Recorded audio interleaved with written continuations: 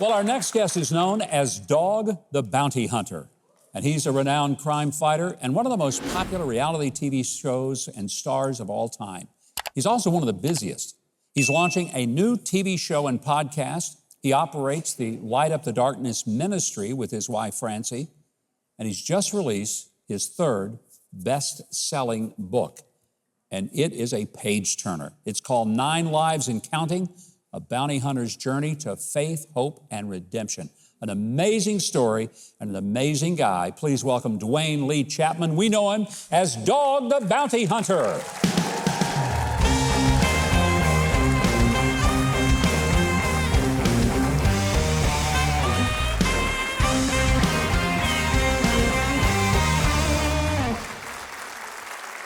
Thank you.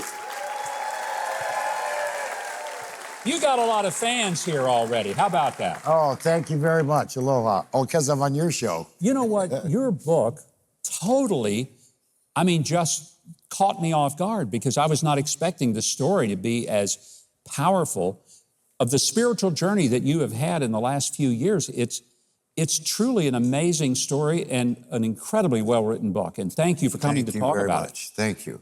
Well, I had supervision writing the book from my ghost writer and my wife, Francie, so. Well, they did a good job. Thank you. Yeah, they did a good job. Maybe you boogered it up, I don't know, but they did well, I'll tell you that. Thank you. You know, I've always thought when I met you, I just prayed that it wouldn't be at my door.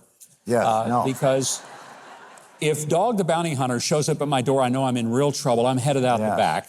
Let me tell you, one of the first things I was just taken by in the story, as a little kid, you had an extraordinary aversion to death. And you rewrote the Humpty Dumpty story as a child in elementary school because you didn't like the way it ended. Yes, sir. That's a true story. I got booted out of school for doing it. But you had Humpty Dumpty actually getting put back together again instead of being a scrambled egg. Sat on the wall, had a great fall. Humpty, all the king's horses and all the king's men, put Humpty Dumpty back together again. And she said, you can't do that, sent me home. My dad spanked me and I got thrown out of school for 2 days. You know, but I kind of like your version better. I mean, the little kid is traumatized by the Humpty Dumpty. He's permanently gone, you know, and big cracked egg. He turns into an omelet for the rest of the world. But, you know, that was just the beginning of what it was for you, an extraordinary journey. As a kid, you went to church. Yes, you were schooled in church stuff. Oh, yeah, big time. Most of us don't know that part of your life. We know that part in the middle, and some of that wasn't as pretty. No, you know, I thought God was, my father, I don't want to accuse, but, abused me physically very, very hard, very, very much, all the time. And so I, at about 13, started running away, and authority I just couldn't stand. And so then at 15, I joined which I had ID that I was a 18-year-old. I joined the Devil's Disciples, which was a sister club to the Hells Angels. And then moved to Texas, and in 76, 3 of us pulled up, 1 went inside, there was a shooting, and I was charged, all of us disciples, with first-degree murder. So I got out on bond for a year, and I told the Lord, man, you know, I should have listened. I thought you were busy in Vietnam. And he wasn't. He was watching me. And so we went to trial. I thought this was good. I didn't even go in the house. The jury came back with all of us guilty, because allegedly, you know how the news is, all these laws all of a sudden, allegedly, if you were there and didn't call the police, you were just as guilty. So then I got put in prison. I became inmate warden's barber. God blessed me, walked next to me. And then I became inmate counselor. On my show, they always say, Dog, how did you know about the backseat ride? Yeah. And I say, well, I talked to those prisoners when their mothers would die or they got really disappointed. I was the one the warden had go talk to him. And then became a bounty hunter, ran a guy down because I didn't want him to get killed. And I got out in February the 6th, 1979. I had a 5-year plus 1 day sentence. And I talked to the biggest warden, Warden Jacka, told him what happened. And after he found out I was telling the truth, he said, well, you know, I can override any judge, Dog. And he said, I want you to go be something. And from that date on, I said, you know what, I'm gonna be the greatest bounty hunter in the world. And then still, my walk with God, I wasn't lukewarm. Well, I guess I was. And I wasn't, and then Beth passed away 5 years ago, 2 days ago. And so I pulled the car over one day and said, Lord God, please, I don't want to go back to the Hells Angels. I don't want to do this, but I can't even find my car coming out of Safeway. You know, I've been married since I was 15. I need a mate. You were crushed when Beth died. Oh, yeah. And you so, I think, graphically but beautifully talked about how when she was taken from you from cancer, I mean, it was just like you thought that was the end. There's no more future. Oh, Something then amazing happened.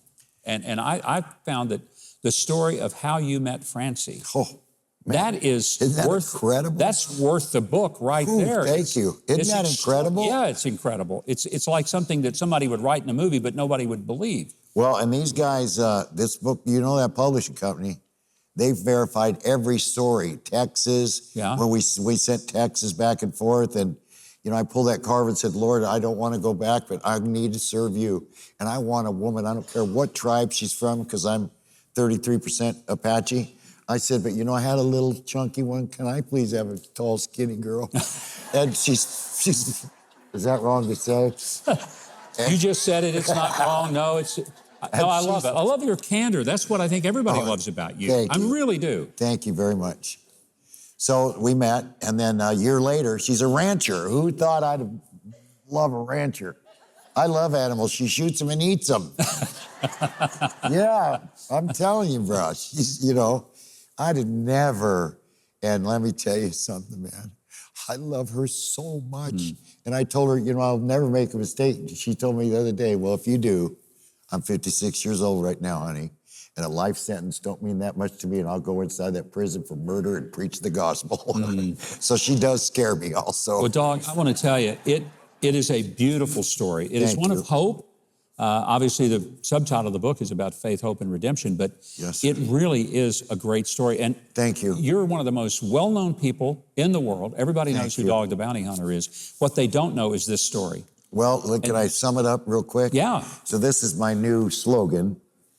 One of my favorite stories is when Jesus died on the cross with the two felons. Yeah. And Jesus was also convicted of a felony. Yeah. And one said, you know the story too, if you're the Son of God, you'll get off this cross. And the other one said, listen, I know you're the Son of God. And Jesus said, tonight, brah, you will be with me and my daddy in heaven. Yeah. So the last thing Jesus did, and we're supposed to follow the steps of Jesus as much as we can, the last thing he did was take a felon with him to heaven. So I'm going to take as many felons as I can with me to heaven. That's wonderful. Dog, an honor to have you here. Yes, sir. The book, it's called 9 Lives and Counting, A Bounty Hunter's Journey to Faith, Hope, and Redemption. It's a must-read. I don't know how busy you are, but since you're clearly slacking off watching YouTube videos, you probably got the time to subscribe to my channel and hit the notification bell and the like button. That way you get updates on new videos.